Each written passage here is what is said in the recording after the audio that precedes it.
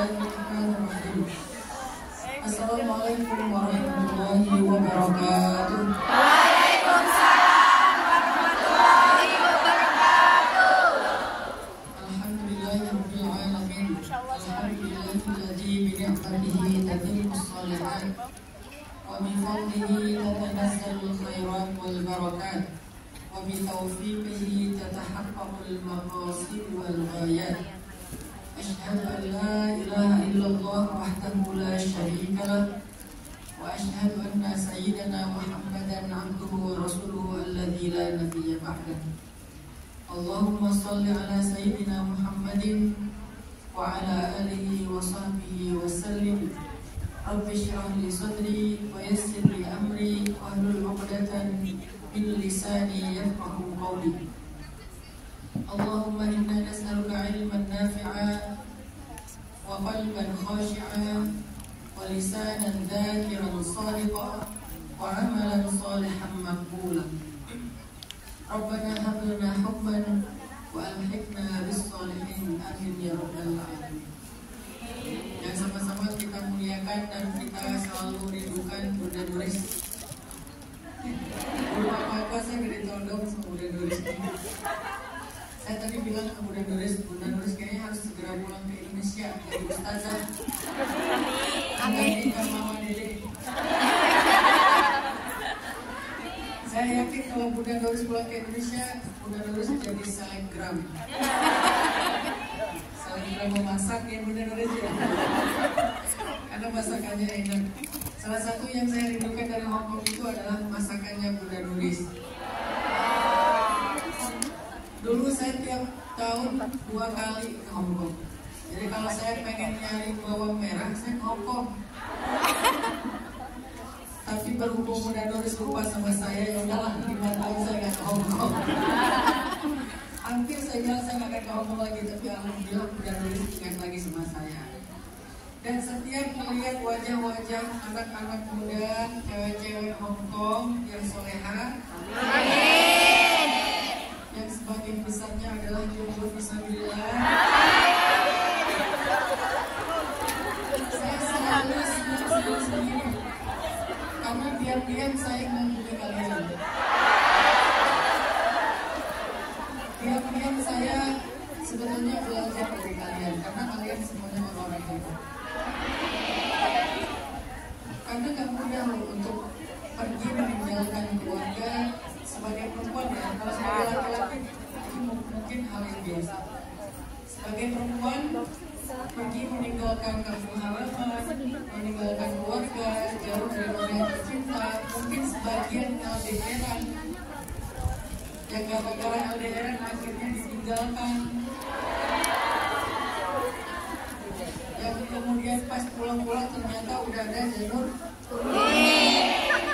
itu tuh semuanya gak mudah. Jadi apapun yang kalian korbankan untuk bisa mencari rezeki yang halal di sini itu adalah jihadnya kalian. Maka jangan pernah mengotori jihad itu dengan sesuatu yang Allah nggak ridho.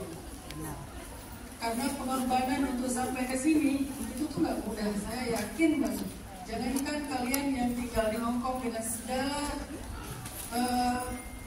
amanah yang berat, orang yang luar negeri untuk kuliah aja itu pengorbanannya luar biasa. Padahal dia udah dapat beasiswa, dapat asrama, tugasnya cuma belajar, itu aja berat. Apalagi kita yang bukan hanya luar negeri, tetapi juga mendapatkan amanah dari keluarga kita untuk menafkahi. Mungkin sebagian ada yang masih menafkahi orang tuanya dan adik-adiknya. Sebagian yang lain menafkahi anaknya, bahkan sebagai single mom, single parent. Ketika dia tidak bisa mengandalkan suaminya atau mantannya.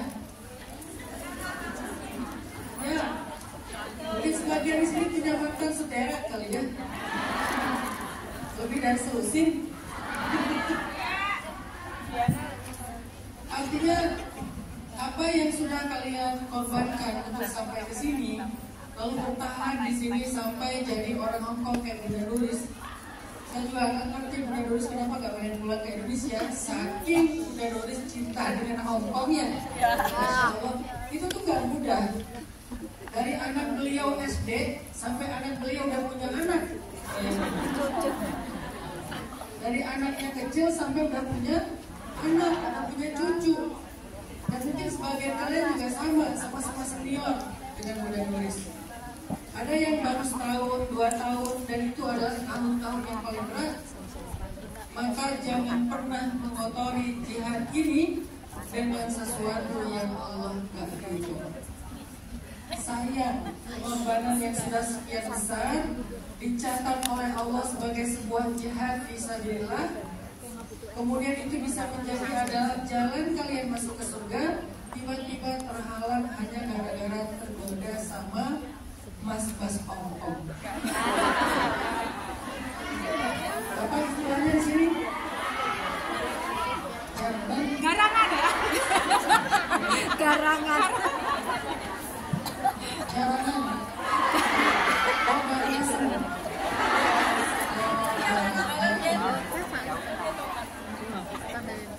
Gara-gara tergoda sama Andi Lau. Udah tua. Tergoda sama Jackie Chan. Udah tua banget. Ini garangan ya? Udah tua. Saya udah gak ngikutin siapa yang muda-muda. Jadi jangan kotori atau jangan batalkan, jangan rusak semua pengorbanan dan ibadah jihad mencari rezeki yang halal kalian dengan sesuatu yang Allah gak ridho. Bersabarlah. Pengorbanan kalian hari ini adalah sebuah investasi di masa yang akan datang. Setahun, 2 tahun, 3 tahun, 5 tahun kalian berkorban, nanti akan Allah ganti dengan sisa usia kalian setelah menikah dengan kebahagiaan dan keharmonisan. Ketika kita berkorban setahun sampai 5 tahun atau mungkin lebih mencari rezeki yang halal, harusnya dengan itu Allah akan mengaruniai untuk kita anak-anak yang hafiz dan hafizah. Tetapi gara-gara kita mengotorinya dengan sesuatu yang haram, akhirnya Allah Subhanahu wa Ta'ala mencabut kembali semua kebaikan itu. Jadi bersabarlah dengan sedikit pengorbanan, dengan sedikit rasa rindu, dengan sedikit rasa yang tidak nyaman, maka bertahanlah di situ. Semoga Allah ridho dengan semua perempuan-perempuan pejuang yang solehah yang ada di hadapan saya. Hari ini kita akan belajar satu tema yang sangat penting. Jadi saya ini bukan seorang stand up comedy ya. Jadi jangan ekspektasi bahwa saya akan melucu. Karena saya ingin menyemangati teman-teman di sini dengan apa yang ada di dalam Al-Quran. Hari ini kita pengen belajar salah satu tema yang paling penting dalam Islam, yaitu tema rukun iman yang ke-6. Apa rukun iman yang ke-6? Percaya kepada takdir, bukan kepada Allah. Allah dan percaya kepada takdir. Mbak-mbak dan ibu-ibu yang ada di sini tinggal di Hongkong itu takdir bukan? Takdir. Jauh dari suami takdir bukan? Takdir. Ditinggal mantan takdir bukan? Mantan nikah sama tetangga tempat kita curhat.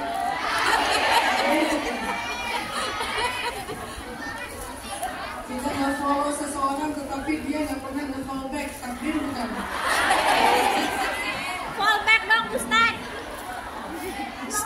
Ya, ada yang di depan, ada yang di belakang, takdir bukan? Ada yang foto ternyata mencetnya video, takdir bukan?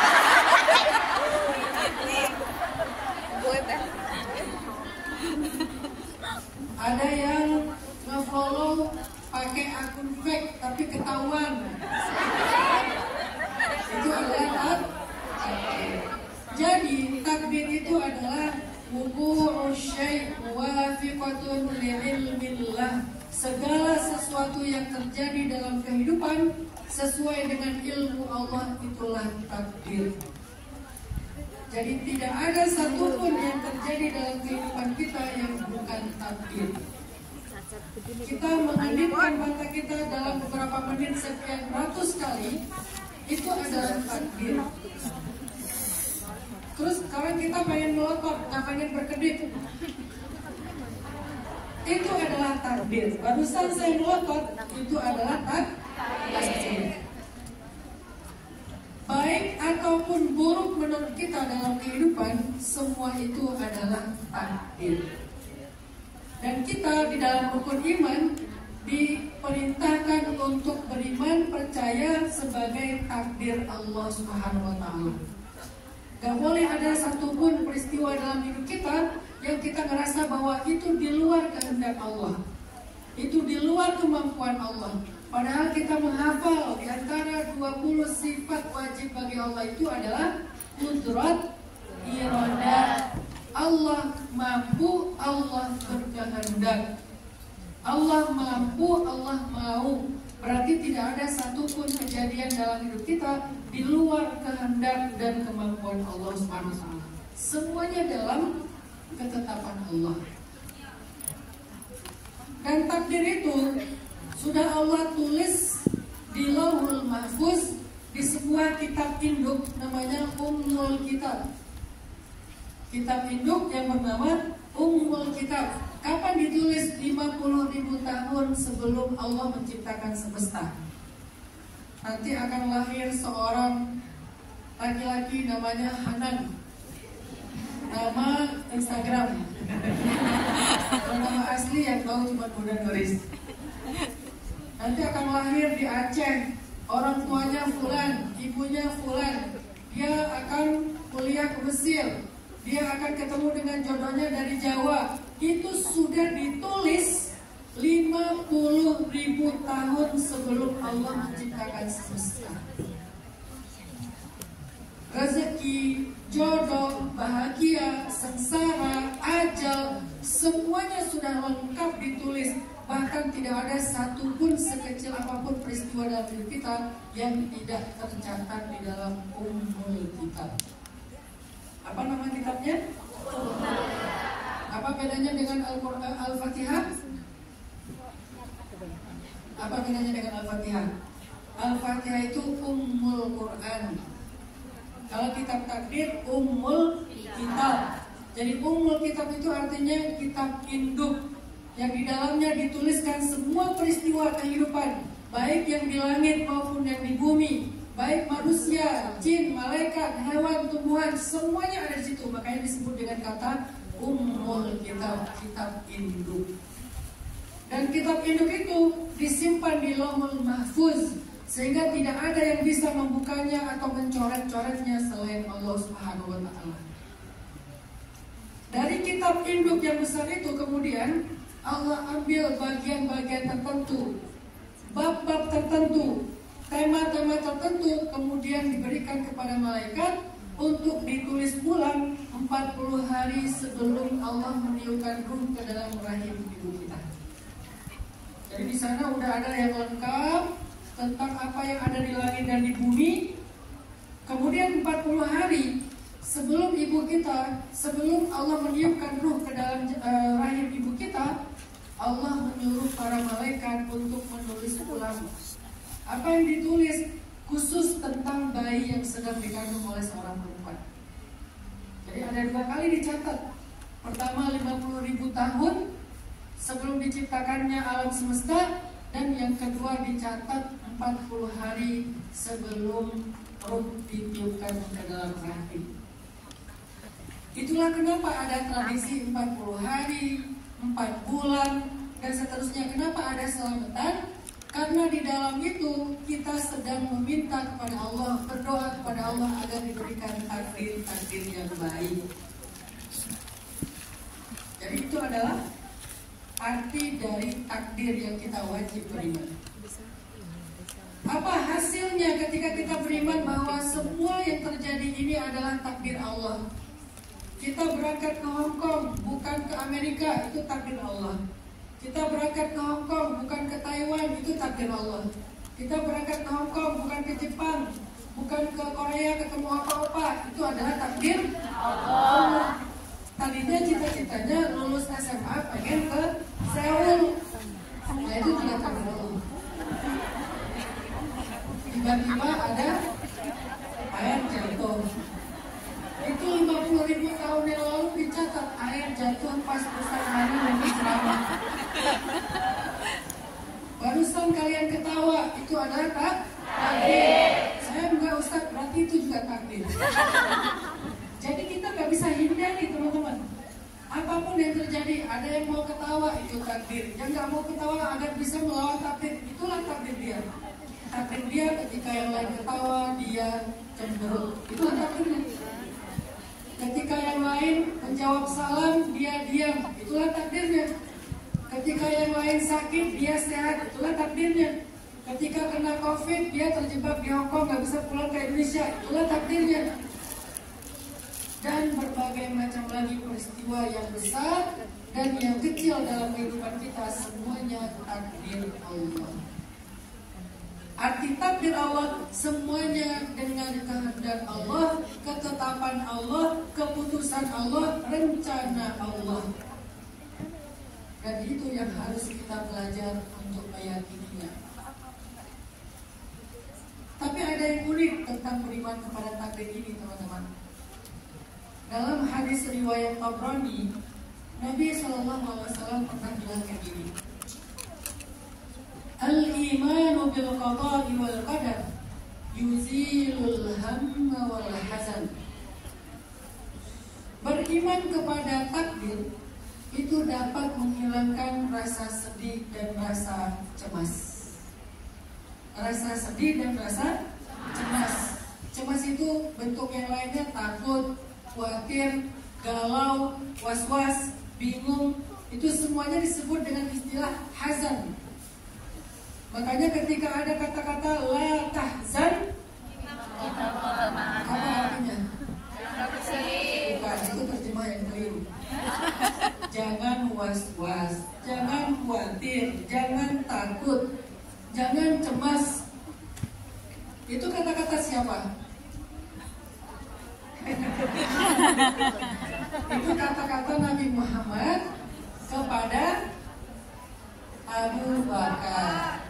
Ketika Abu Bakar dalam keadaan takut, cemas terhadap keselamatan Nabi, makanya Nabi bilang, ya Abu Bakrin, wahai Abu Bakar, la tahzan, gak usah khawatir, gak usah takut, gak usah cemas, innallaha ma'ana, Allah bersama kita.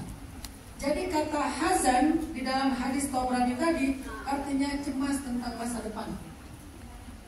Aduh, saya tinggal di sini, kira-kira nanti bisa dapat jodoh nggak ya?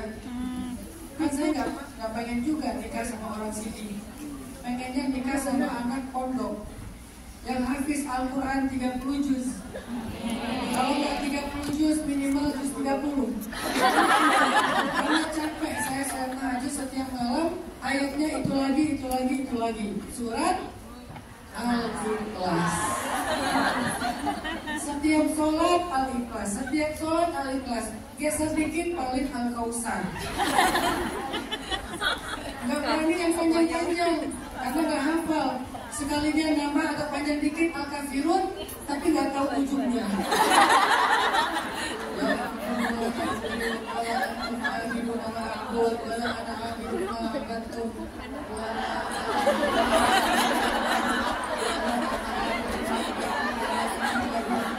Nggak tahu ujungnya kemana, muter aja di sini.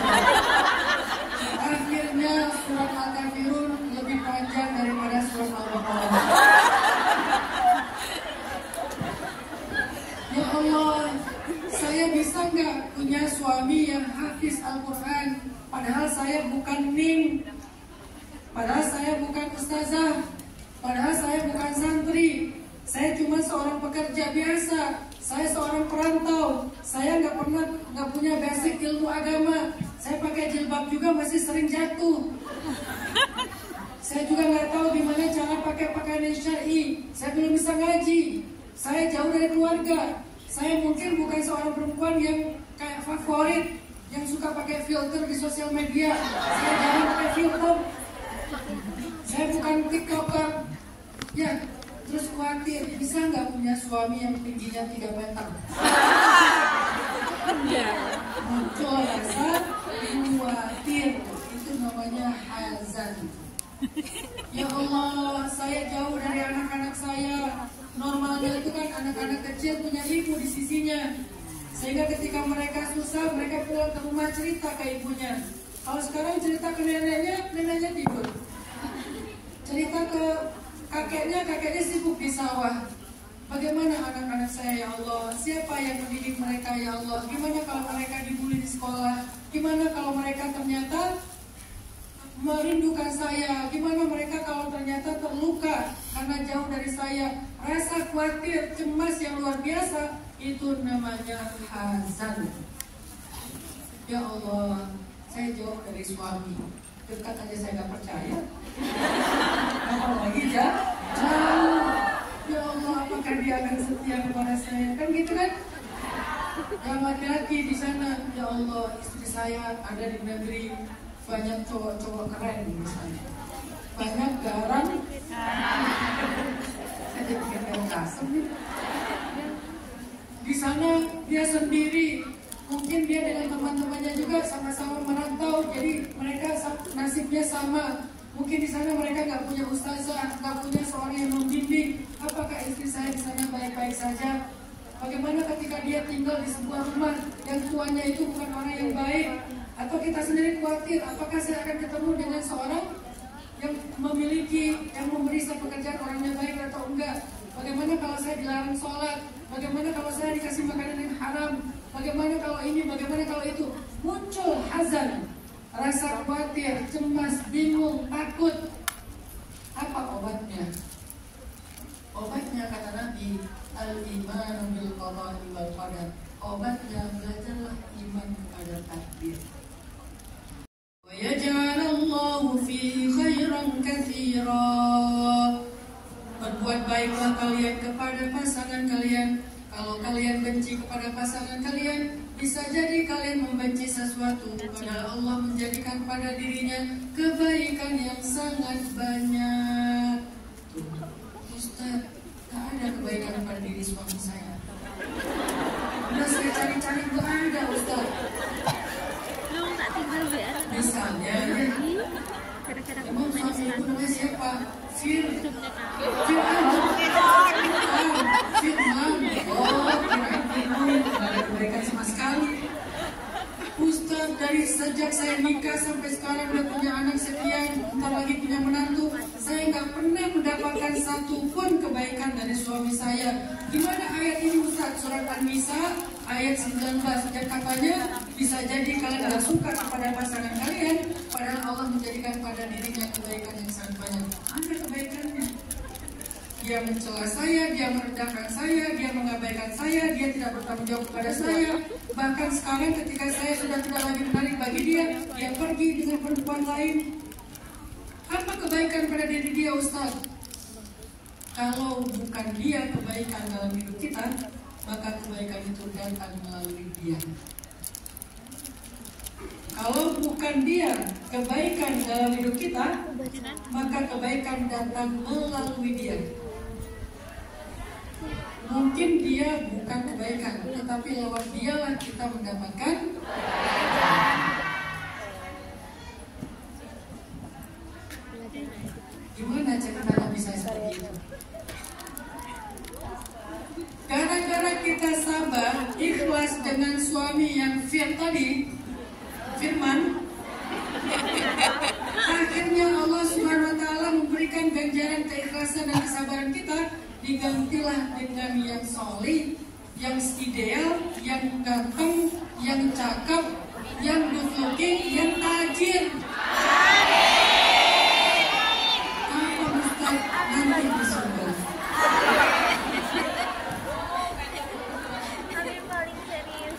Syaratnya apa?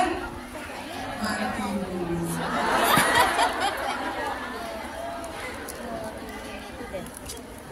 Siapa yang seperti ini teman-teman? Sayyidah Asiyah, istrinya Fir'aun. Coba bayangin nasibnya Sayyidah Asiyah. lebih tragis daripada kita, lebih berat dari kita. Beliau beriman. Setelah beliau beriman, Fir'aun jatuh cinta kepada dia, dipaksa kawin sama Fir'aun. Tapi setelah dinikahin malah disiksa sama Fir'aun. Sampai akhir hayatnya ada di tiang salib, yang disalib di atas pohon korma, dipaku tangannya, dipaku kakinya, disiksa siang dan malam sampai wafat di tiang salibnya Fir'aun. Kasihan perempuan solehah punya suami kayak Fir'aun banget, nggak ada kebaikan sama sekali. Ada kebaikan Fir'aun? Ustaz jangan suzon dong sama Fir'aun. Itu dia juga kayaknya suami yang keren sih, kan dia raja. Itu ada loh kebaikan Fir'aun. Saya juga lumayan ngefans sih sama Fir'aun. Ada nggak orang yang ngefans sama Fir'aun? Sampai menamakan nama anaknya Fir'aun. Tapi namanya siapa? Fir'aun. Oh, kan nama Fir'aun. Soalnya ibu aku ngefans banget sama Fir'aun. Ada kan ya? Saking buruknya Fir'aun sampai tidak ada agama manapun, agama Islam, agama Nasrani, agama Yahudi, apalagi Yahudi, itu musuhnya mereka. Nggak ada yang idolakan Fir'aun, saking buruknya Fir'aun. Tapi kenapa diberikannya kepada Asia perempuan sempurna? Cuma ada 4 perempuan sempurna di muka bumi: Asia, Maryam, Khadijah, Fatimah. Kenapa kok Asia yang dapat Fir'aun? Maka siapa kita kalau cuma dapat firman?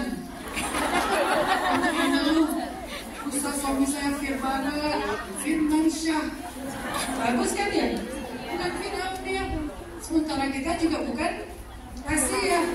Harusnya yang dapat Fir'aun itu mungkin kayak kita yang imannya pas-pasan. Tapi malah Asia yang imannya sempurna, yang kesolehannya sempurna, kok dapat Fir'aun?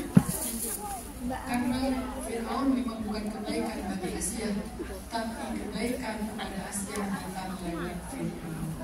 Gara-gara Asia sabar terhadap suami seperti Fir'aun, akhirnya Asia menjadi satu dari 4 perempuan sempurna, dijamin masuk surga. Bahkan di akhir hayatnya dia sudah melihat surga dari sejak di bumi. Asia masih di bumi, masih di tiang salib, tapi dia melihat surga, merasakan aroma surga, angin surga, sehingga Asia menutup matanya dalam keadaan tersenyum. Perempuan yang melihat surga dari bumi ialah Sayyidah Asia. Itu kebaikannya. Sehingga ketika Allah bilang, bisa jadi kamu benci kepada pasanganmu, padahal pada dirinya ada kebaikan yang sangat banyak. Kalau bukan dia kebaikannya, berarti kebaikan datang melalui dia. Kok bisa Ustaz? Fa inna ma'al usri yusra. Inna ma'al usri yusra. Bersama kesulitan ada kemudahan, maka bersama kesulitan ada kemudahan. Apa kesulitannya? Fir'aun. Apa kemudahannya? Surga Allah, kemuliaan di sisi Allah. Tapi kan Asia meninggalnya gak punya suami, Ustaz. Nabi bilang dalam hadis riwayat Muslim, laisa fil jannati ahzab, tidak ada di dalam surga jomblo. Itu hadis riwayat Muslim. Di dalam surga tidak ada jomblo. Artinya apa? Kalau dia meninggal dalam keadaan tidak punya pasangan, nanti dia akan Allah nikahkan dengan laki-laki ideal di dalam surga. Siapa laki-laki itu Ustaz? Allah a'lam. Berarti di surga ada pernikahan, ada, bahkan ada weddingnya, wedding organizer-nya para malaikat. Penghulunya Allah langsung, bulan madunya di surga. Coba ya. Siapa yang pengen nikah di surga? Kayaknya dia yang terluka di dunia kayaknya. Kayak ada harapan di dunia ya. Sampai berharap ya Allah saya nikahnya di surga aja. Maka belajarlah meyakini bahwa semua takdir Allah itu baik, gak ada yang buruk. Baik kita suka ataupun kita gak suka. Kalau bukan di dalam takdir itu ada kebaikan, maka di balik takdir itu ada kebaikan. Setiap kali kita mendapatkan kesulitan, teman-teman, sebetulnya kesulitan itu tidak datang sendiri. Dia selalu datang membawa kemudahan. Itu satu paket, satu pasang.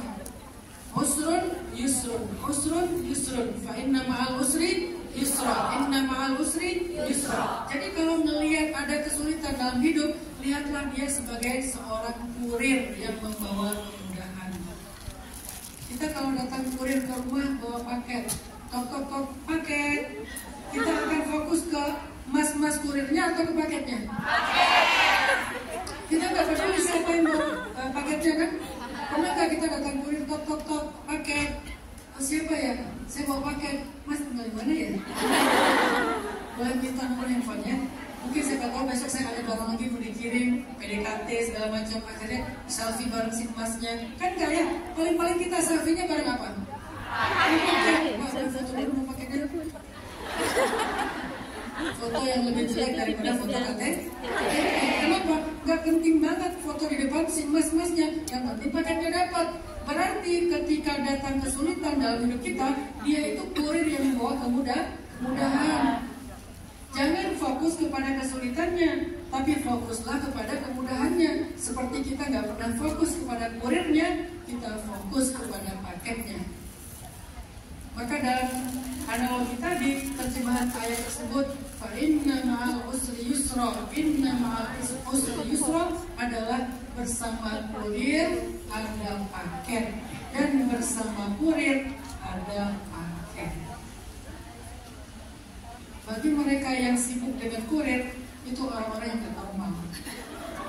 Kan kurir sibuk dan kurirnya paketnya diabaikan, akhirnya bawa pulang lagi tuh paket. Atau ada yang nolak dengan kurir itu, dia nolak. Datang kurir tok paket, pulang aja. Dan kurang aja sih. Kita lagi enak-enak istirahat siang, dia gedor-gedor pintu atau nekan-nekan bel, suruh pulang kurirnya. Kalau kurirnya diusir, maka dia akan pergi sekaligus membawa paket yang berharga. Jadi siapa yang mengkomplain kesulitan sama dengan mengusir kurir, sehingga dia juga akan kehilangan kemudahan. Bersama kesulitan ada kemudahan. Bisa jadi kamu benci sesuatu, padahal dalamnya ada kebaikan. Saya teringat kisah seorang teman dulu. Dia nikah lebih dari 5 tahun belum dikaruniai. Setelah beberapa tahun dia menunggu, akhirnya dia punya anak. Anaknya umur sekitar 5 tahun atau 6 tahun gitu. Tiba-tiba, dan itu anak sematawayang ya, jadi tunggu sekian tahun. Setelah berumur sekitar 5 atau 6 tahun, anaknya jatuh dari tangga. Begitu jatuh dari tangga, dirawat di rumah sakit, opname sekian hari, orang tuanya panik. Setelah berhari-hari nungguin anaknya gak sadarkan diri, tiba-tiba sadar, orang tuanya langsung bertakbir, Allahu Akbar, Allahu Akbar. Kasih tahu ke ustadznya, Ustadz, alhamdulillah. Kenapa anaknya udah sembuh? Ya Ustadz, tapi bukan itu. Apalagi? Tahu nggak apa yang terjadi? Ketika anaknya sadar, anaknya memanggil ibu, ayah. Ternyata anaknya selama 6 tahun ini tidak bisa ngomong. Lahir dengan kondisi sulit untuk bicara, nggak bisa ngomong sepatah kata pun. Tapi asbab jatuh dari tangga, kepalanya kebentur, di opname di rumah sakit. Ketika sadar, tiba-tiba dia memanggil ibu, ayah, dan sekarang anak itu sudah bicara dengan lama. Bersama kesulitan ada kemudahan. Pasti sulit, namanya anak sematawayang, bertahun-tahun ditunggu, tiba-tiba sekarang jatuh dari tangga, pasti sulit, nggak mudah. Pasti panik, dan nggak apa-apa dengan panik itu. Gak apa-apa dengan bingung, gak apa-apa dengan sedih. Tetapi jangan putus asa. Ternyata ketika anak itu sembuh, ketika anak itu sadar, anak itu mendapatkan kemudahan, yaitu mudah dalam berbicara. Itu kisahnya tak terjadi di Kalimantan. Saya cerita. Ada banyak cerita-cerita tentang bersama kesulitan ada kemudahan. Disitulah saya belajar meyakini, oh, gak ada yang buruk dalam ketetapan Allah. Semua yang Allah tetapkan itu ada hikmahnya. Cuman kadang kita nggak ngerti aja. Saya pernah ngalamin satu peristiwa ya di tahun 2015 kalau nggak salah. Waktu itu saya lagi sulit-sulitnya ekonomi finansial. Penghasilan saya dari beberapa kali ngajar sehari, mungkin beberapa kali ngajar itu paling banyak 2 juta sebulan. Dan itu setiap bulan habis buat kebutuhan sehari-hari. Malah kurang. Mungkin udah lebih setahun saya pas-pasan finansialnya. Tiba-tiba saya dapat sebuah proyek, karena saya punya percetakan waktu itu, dapat sebuah proyek yang keuntungannya 15 juta. Untuk orang yang udah lama nggak megang uang lebih dari 2 juta, tiba-tiba dapat cash 15 juta, saya bahagia banget, sangat gembira gitu. Alhamdulillah dapat rezeki 15 juta cash, mau ditabung, siapa tahu bisa beli motor baru dan segala macam. Baru seminggu saya pegang uang 15 juta, tiba-tiba saya kena DBD dan harus dirawat di rumah sakit. Masuklah ke rumah sakit, karena saya ngerasa punya uang 15 juta, di rumah sakit saya memilih kamar yang sendiri. Kenapa? Biar istri saya nyaman nungguin saya. Takutnya nanti saya sembuh dia sakit karena nggak istirahat. Jadi saya pilih kamar yang sendiri, ada sofa bednya, ada kulkasnya, ada TV-nya, dokter spesialis. Setelah beberapa hari dirawat, kata dokter udah boleh pulang. Pas saya tebus biaya rumah sakit, habisnya persis 15 juta. Sampai di rumah saya ngulung. Kamu ngulung? Malah, sampai di rumah saya ngelamun aja. Masya Allah, Allah baik banget, Allah baik banget. Kenapa Ustaz bilang kayak gitu? Allah tahu dalam takdir, seminggu lagi saya akan mengalami ujian sakit, butuh uang 15 juta, makanya minggu kemarin Allah kasih saya bekal persis 15 juta untuk berobat. Itu angle orang yang beriman. Tapi angle orang yang gak beriman gimana? Apa maunya Allah? Allah gak rela yang lain saya pegang uang 15 juta. Dikasih seminggu dan diambil lagi dengan sakit, gitu kan? Jadi kita kayak nyalahin Allah, padahal Allah niatnya bantuin kita loh. Seandainya kita bisa mendengar, Allah tuh pas ngasih 15 juta tuh ngomong gini, ini 15 juta buat berobat minggu depan ya. Kasih ya Allah, baik banget sih dikasih bekal buat berobat, kan gitu kan? Tapi karena kita bodoh, karena kita nggak beriman, kita malah menuduh Allah jahat, padahal Allah akan bantu kita. Tapi ayyala rabbikum tukadziban. Nikmat apa yang kalian dustakan? Aku kalian bantu kamu, aku kasih kamu bekal berobat supaya nyaman. Coba kalau nggak ada 15 juta, saya akan berobat di rumah sakit yang uangnya itu bisa berempat sama pasien lain. Istri saya nggak akan nyaman nungguin saya. Bisa jadi saya sembuh, dia yang sakit giliran, gantian. Tapi karena Allah udah bantu saya, ngebekali 15 juta, akhirnya saya bisa berobat dengan nyaman. Kenapa? Karena Allah tahu takdir saya. Seminggu lagi mau sakit. Hidup kita sering kayak gitu. Dapat rezeki, anak sakit, kirimin ya Allah, apa mau baru aja dapat bonus, udah kirim buat anak, bayar sekolah, ini dan segala macam. Bukan, itu bukan diambil sama Allah, memang dikasih buat itu. Memang dikasih buat itu. Tiba-tiba ada musibah di kampung, harus kirimin tabungan kita, saya nabung berbulan-bulan, akhirnya habis. Memang disuruh tabung buat itu. Terus untung saya di mana Ustaz? Bukankah menginfakkan harta kita fisabilillah termasuk menafkahi keluarga itu untung besar? Nanti Allah ganti dengan cara yang berbeda, dengan cara yang sangat banyak. Maka jangan bersedih dan jangan khawatir. Ketika kita yakin Allah tidak menginginkan kecuali kebaikan, maka insya Allah kita akan menjadi orang yang lega. Kita akan menjadi orang yang ridho dengan keputusan. Itu yang kedua, beriman kepada takdir. Yang terakhir yang ketiga, apa arti beriman kepada takdir Ustaz? Beriman kepada takdir itu artinya belajar untuk menjadikan takdir sebagai sebuah tawakal. Menjadikan takdir sebagai alasan kita untuk tawakal. Apa tawakal itu? Menyerahkan, mewakilkan. Jadi tawakal itu artinya mewakilkan, dari kata wakil, wakal, atau tawakkalai, tawakkalu, tawakkulan, atau mewakilkan dari kata wakalah. Berarti tawakal itu artinya mewakilkan. Apa maksud mewakilkan? Menitipkan hidup kita kepada Allah. Itu fungsi beriman kepada Allah. Titipkanlah kepada Allah. Apa kata Nabi? Annallaha idza tudi'a syai'an hafizah. Allah itu kalau dititipin sesuatu pasti dijaga. Allah itu kalau dititipin sesuatu pasti dijaga sama Allah. Maka titipkanlah hidup kita kepada Allah. Ya Allah, inni astaudi'uka waladi wa ahli wa mali wa abi wa ummi dan seterusnya wa amali wa amwali. Titipkan sama Allah. Ustaz gak bisa bahasa Arab, pakai bahasa Indonesia. Yang penting jangan di dalam sholat. Kalau di dalam sholat pakai bahasa Indonesia batal sholatnya. Tapi kalau kita pengen pas di sujud nggak bisa, paling cuma diam aja. Cuma bisa gitu doang. Kenapa? Karena kita nggak bisa bahasa Arab, makanya belajar bahasa Arab. Minimal hafal doa. Tapi nggak usah pakai bagian bahasa. Semua ahli suka itu bisa bahasa Arab. Karena di akhirat bahasanya adalah bahasa Arab, bahasa orang pakai orang Arab. Jadi kalau pengen cepat bisa bahasa Arab, syaratnya gampang. Begitu kita wafat, otomatis kita bisa bahasa Arab. Kita hanya dalam kubur, man rabbuka? Man rabbuka? Amin. Bukan, man rabbuka ya.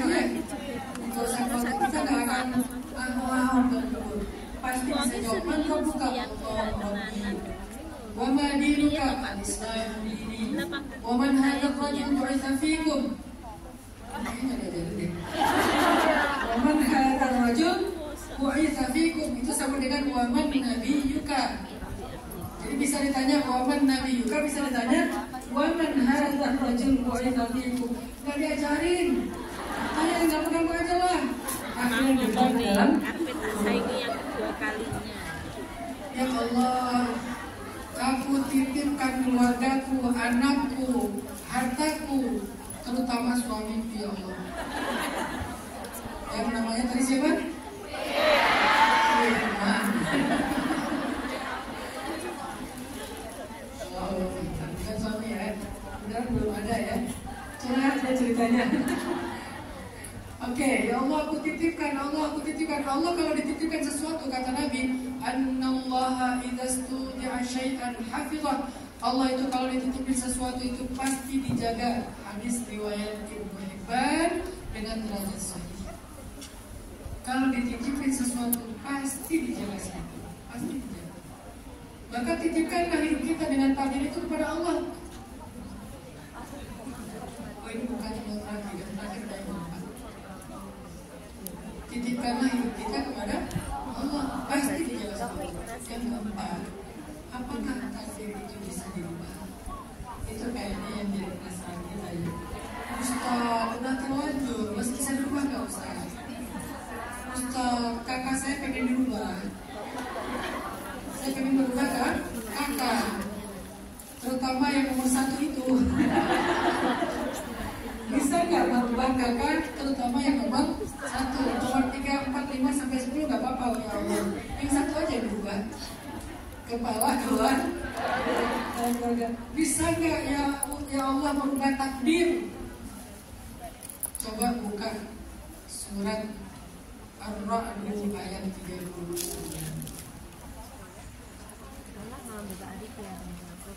Atau catat dulu aja. Jawabannya ada di surat Ar-Ra'd ayat 39.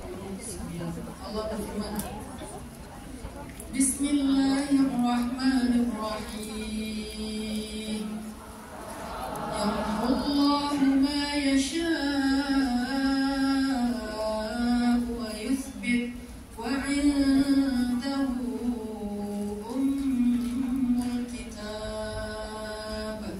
Allah menghapus apa yang Dia kehendaki dan menetapkan, dan di sisi Allah ada ummul kitab.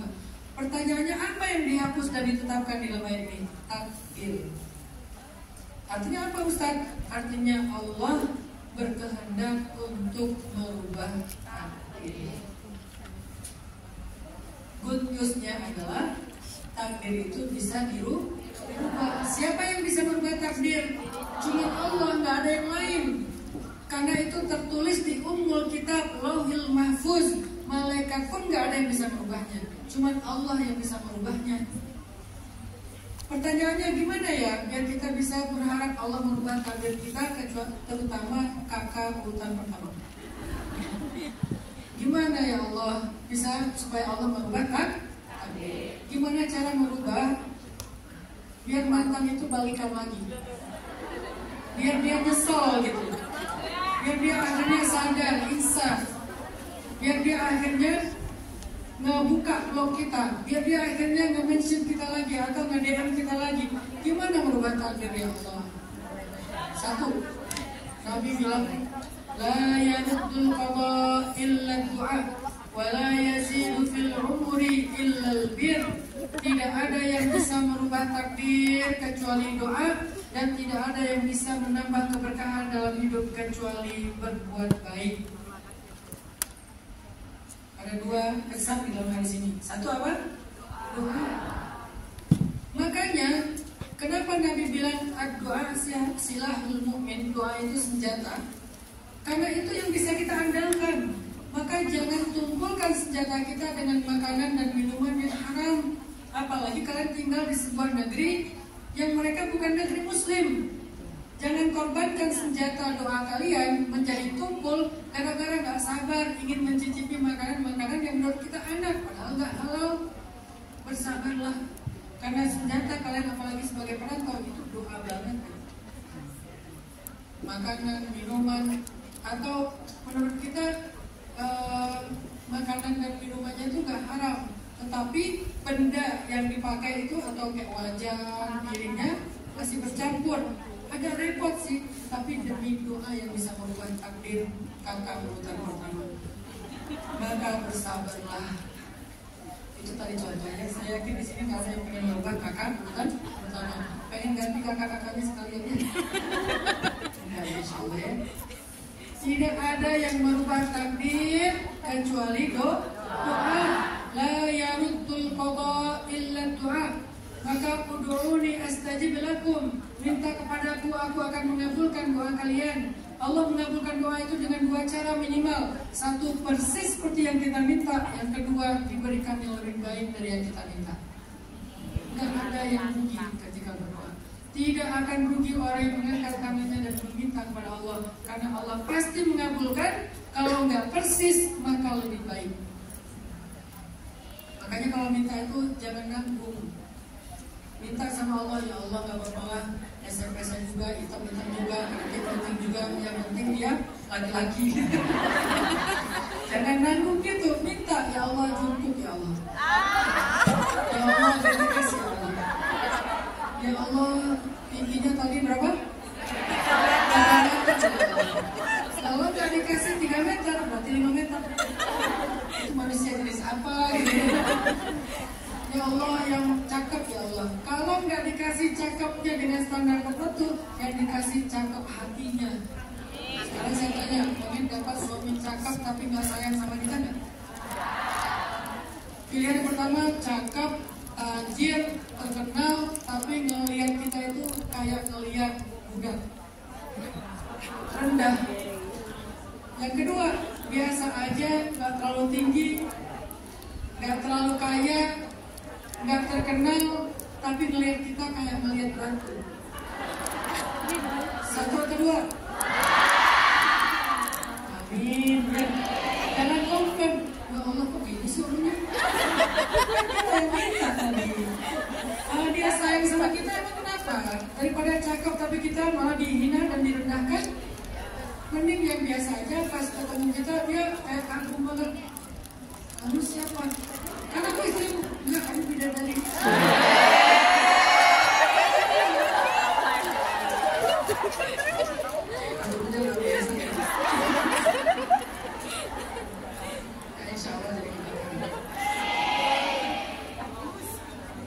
Bagaimana cara membuat takbir? Satu adalah dengan yang kedua dengan apa? Albir.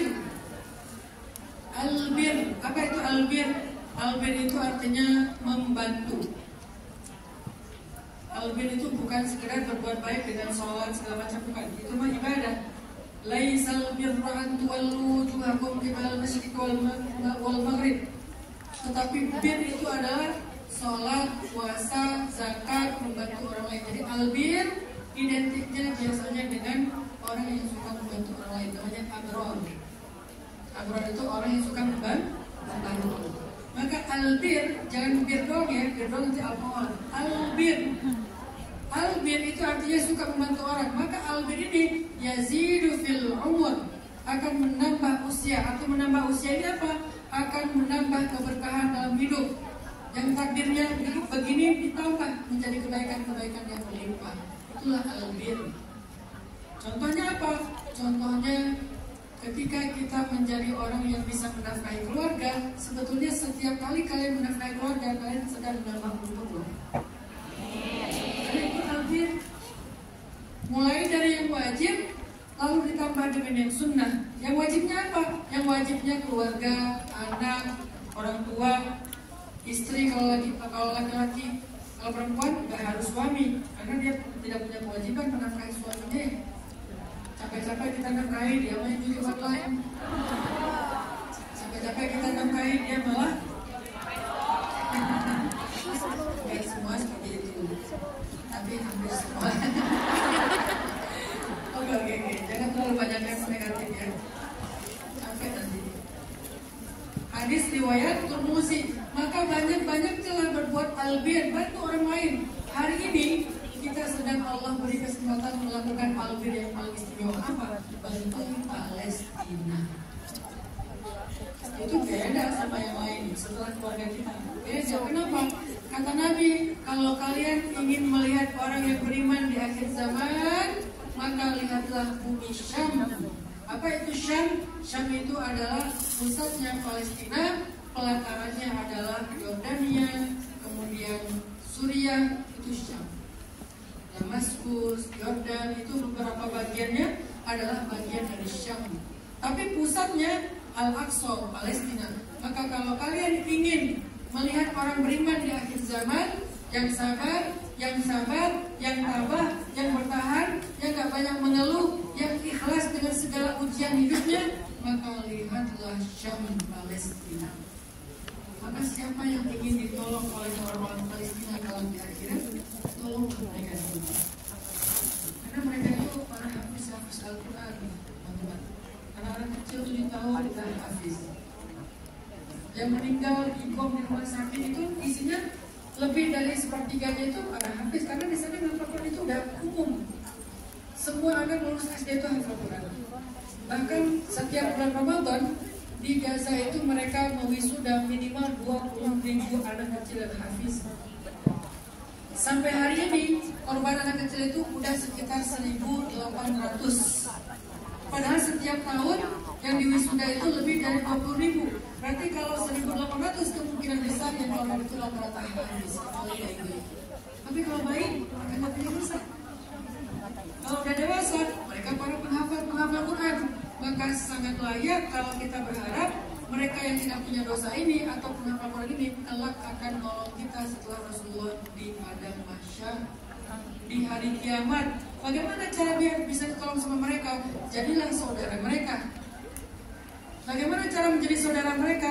Jadilah orang yang pertama membantu mereka ketika mereka susah.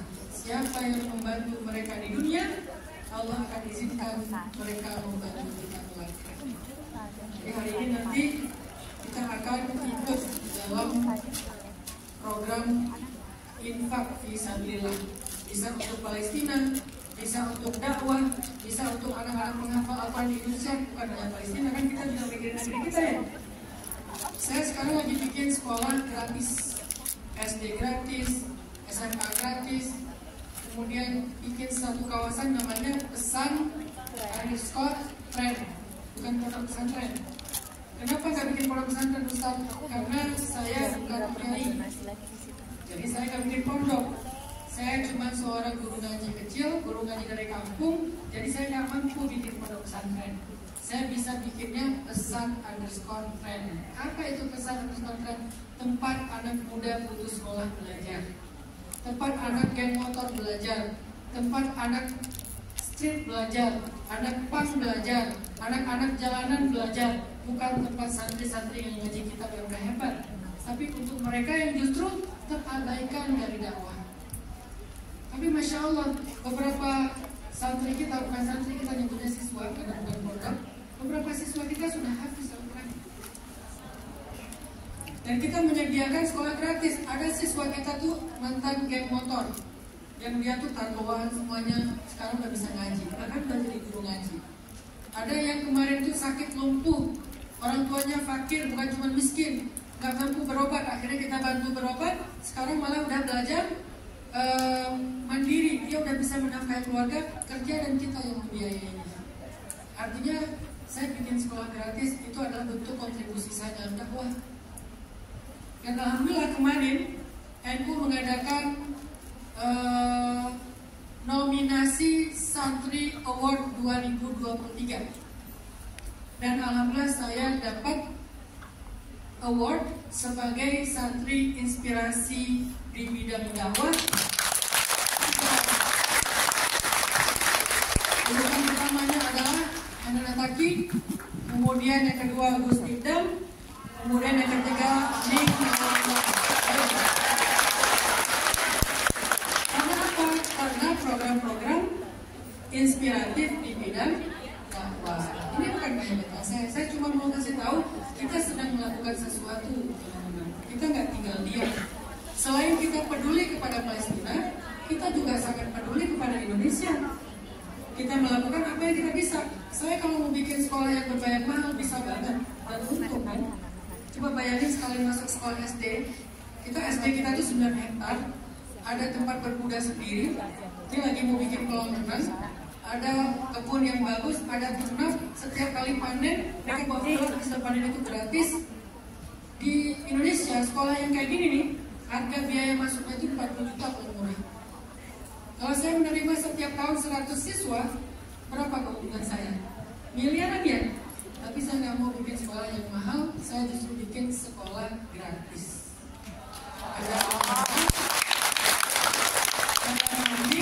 ada stable berkuda. Kemarin saya ke Irfan Hakim pengen belajar bikin sarang burung yang gede namanya aviari. Nanti ada aviari, tapi semuanya gratis. Walaupun gratis, gurunya nggak boleh di bawah UMR. Jadi jangan gratis, tapi gurunya disiksa. Gurunya minimal di atas UMR, maksimalnya saya pengen 3 kali lipat UMR. Jadi itu saya pengen ngajak siapa yang pengen punya anak angkat hafizah, dai-daiyah, ulama-ulama masa depan, pemimpin-pemimpin masa depan, maka bantulah mereka dalam pendidikan mereka. Saya nggak bisa sendiri. Kita bangun asrama, sekarang kita lagi menambah 1 asrama lagi untuk nanti habis Ramadan kita akan menampung tambahan siswa. Tapi kita nggak mau ada siswa yang bayar serupiah pun. Maka kita mencoba untuk memfasilitasi siapa yang pengen bangun asrama, untuk orang yang pengen belajar jadi orang benar lah. Ini bukan pondok pesantren kita kuning ya, tetapi untuk mereka yang kasihan, tauan, narkoba, seks bebas, pornografi, mental issue, nggak ada yang peduli dengan mereka. Bahkan saya pernah mendapatkan salah satu anak muda yang meninggalnya tuh kejang-kejang di jalan.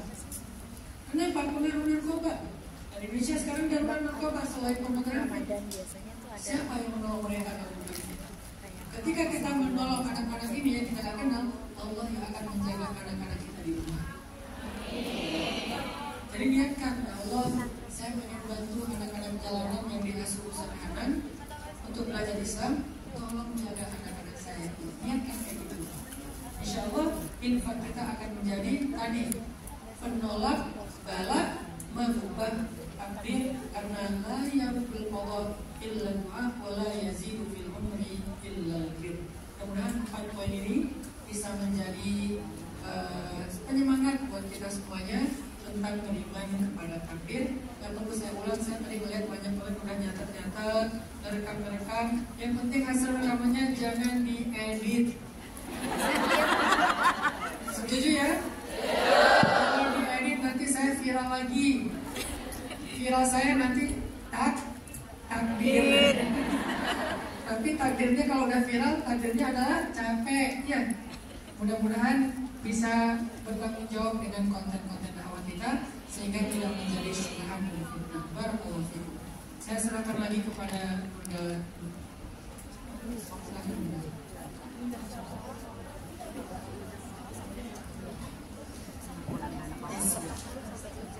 Jadi panitia siap ya, apa yang diumumkan tadi mudah-mudahan menjadi berkah kita ya, membantu Palesti dari kabupaten Indonesia dan satu kita juga kembali dulu selamatan ya kan. Allahumma sholli ala Muhammad. Allahumma sholli alaihi wa sallam. Sallallahu ala Muhammad. Dan yang ketiga kita doakan bangsa kita dan tempat yang istimewa juga kita doakan Palestina atau saudara-saudara kita di Gaza.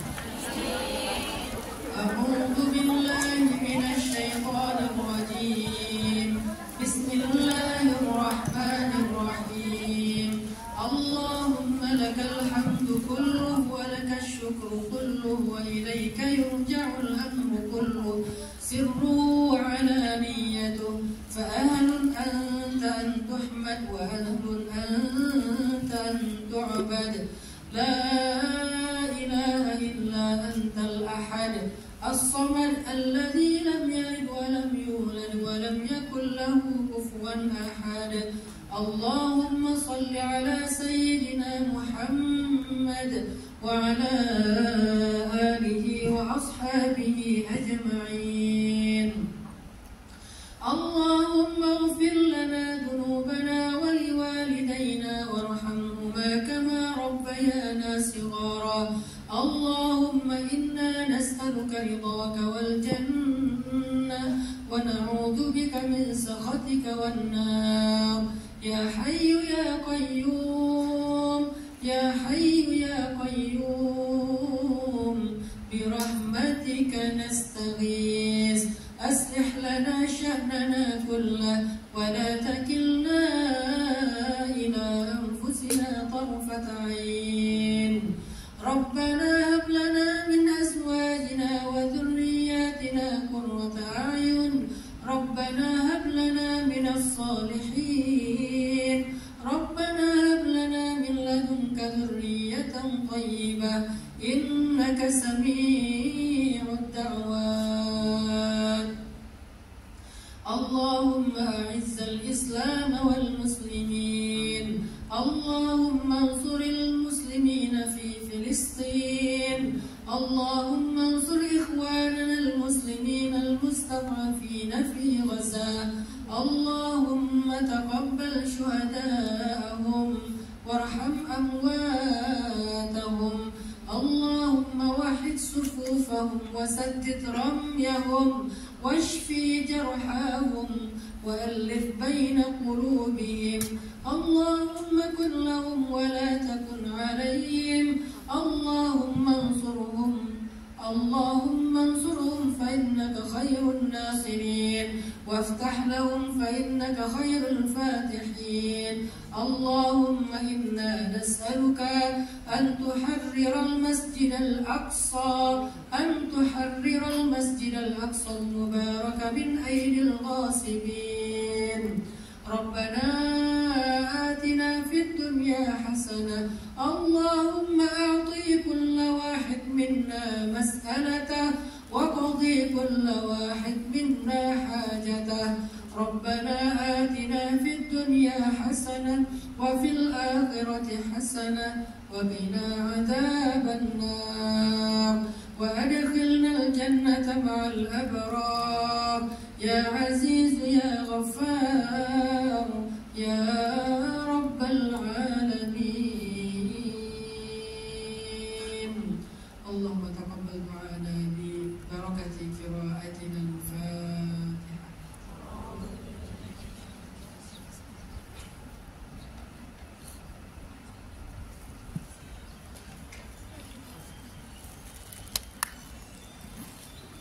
Alhamdulillahirrahmanirrahim. Semoga kita menjadi orang yang beriman kepada takdir dan semoga iman kita kepada takdir menjadi obat untuk luka di dalam hati kita. Wassalamualaikum warahmatullahi wabarakatuh.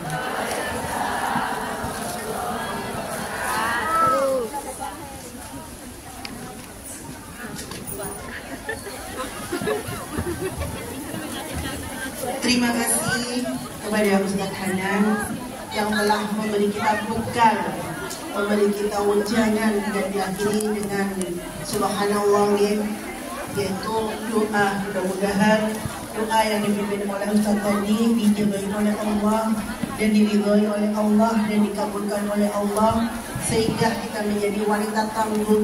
Kita adalah wanita hebat. Mudah-mudahan dengan bekerja kita menghasilkan rezeki yang barokah, berkah dan bermanfaat keluarga.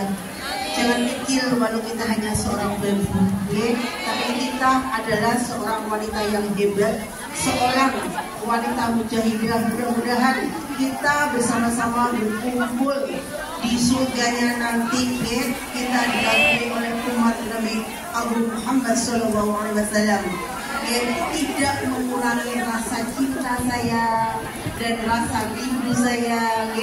Kita kembali ke next mendatang, kita akan disusun jadwalnya Ustaz sesuai dengan jadwal Ustaz di Indonesia. Mudah-mudahan kita dapat duduk di sini. Insya Allah kita akan memberitahu lewat media sosial.